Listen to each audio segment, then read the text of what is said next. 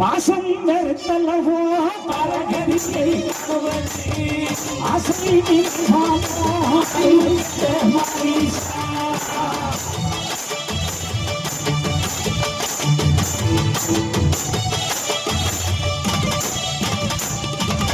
பாசம் வெறுத்தல்லவோ பரகதியை காணுவது இறைவன் அடைய வேண்டும்னா மனைவி மக்கள் சொந்தம் பந்தங்கிற பாசம் இருந்தா அவனுடைய திருவடியை அடைய முடியாது. அட கடவுளே, நாங்க போகுது அப்படித்தானே வாழ்றோம்.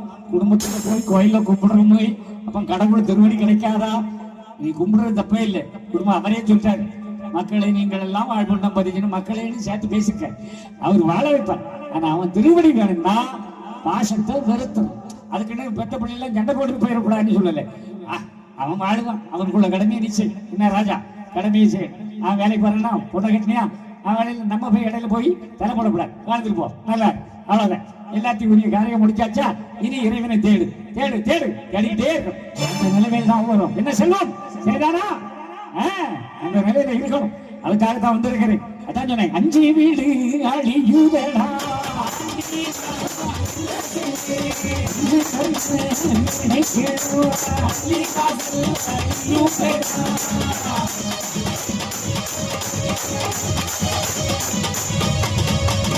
அதான் அப்ப பிரிதி வாயு எங்க இருக்கிறது? எல்லாம் இருக்குது.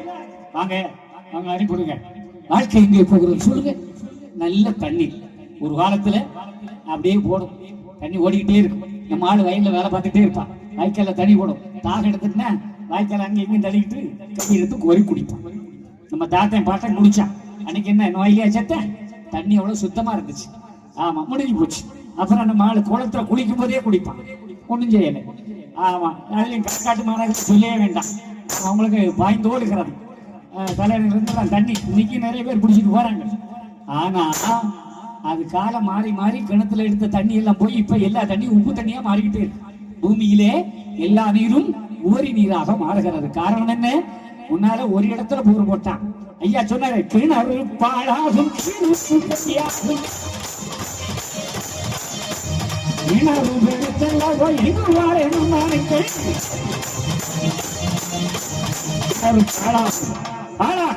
எல்லா ஊர்லயும் இருக்கு, தண்ணி இருக்கு.